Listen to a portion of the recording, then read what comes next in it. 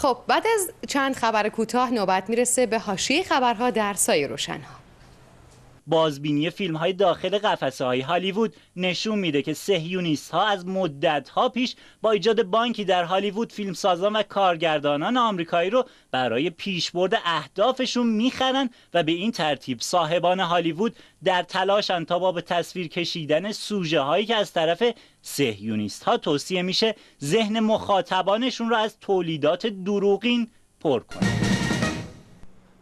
ببین من الان زیاد وقت ندارم، فقط چند دقیقه باش صحبت میکنم، اونم فقط به خاطر تو.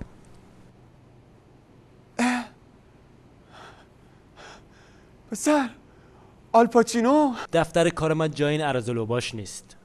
آلپاچینو چه پشت موهایی گوشه واسه خودش، چه کیفیتی، اینو دیویدی میمونه. به خود مسلط باش، به خود مسلط باش، تو باید پیام مقام عظما رو برسونی. آره ولی آخه حاله.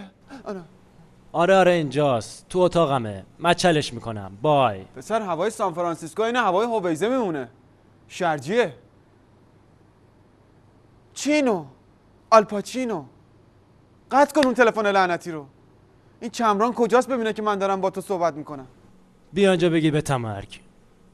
ببین طالبی، خوب گوشاتو واکن، زود حرفاتو بزن، میخوام برم یه چیزی تایپ کنم. آلپاچینو، برای من پدرخوانده بازی در نیار. من از پیش بابای همه پدرخونده ها اومدم، مقام معظم ولایت. آخه کی رو میخوای بترسونی؟ تو رو. فقط منو؟ نه با بابات. چی؟ به من فوش میدی؟ سان فرانسیسکو رو اینجا میارم پایین. آلپاچینو تو آخه آل پاتو از فیلم های مقام معظم بکش بیرون. بشین بینیم قربتی. قربت ندیدی پاپتی.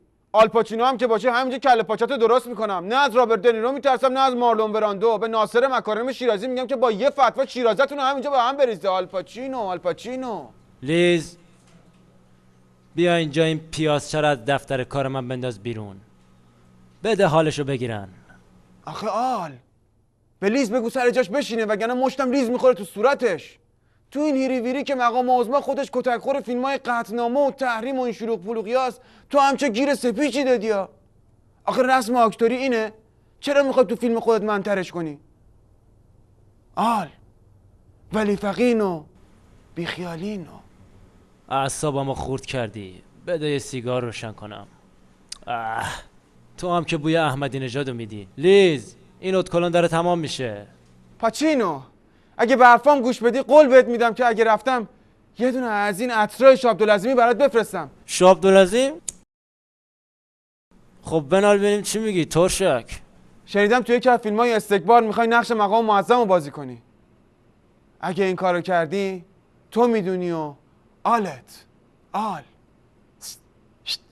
من هیچ وقت فیلم ترسناک بازی نمیکنم، فهمیدی؟ دست از این صحبت ها بردار، به جاش برو فیلم پدرخوانده 4 رو درست کن که مقام معظم هم نقش اول بازی کنه. دامتشه این ور اون ور، کولاک پدرخوانده هاست. چی؟ علی گدای روزخون؟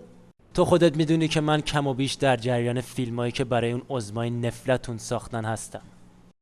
اونا واقعا شاهکارن، مستحق اسکارن. من خودم با اونجاش حال میکنم که به سیدعلی میگه لوتی کشک. بیا نگاه کن. سیدعلی، ما اهل هالیوودیم. سیدعلی تنها بماند. اگه سیدعلی لوتی منم ترم، توی پشتک زدن از همه سرم، توی استبل ولایت فقیه میزنم عربد گرم ارعرم. ای سیدعلی لوتی منم ترم، توی پشتک زدن از همه سرم، توی استبل ولایت فقیه میزنم عربد گرم ارعرم. آلپاچینو ما دیگه قید مقام معظم رو زدیم. اگه فیلمی چیزی داری بده ما اینجا بازی کنیم، سیاهی لشکری چیزی. بسه دیگه، برو رد کارت.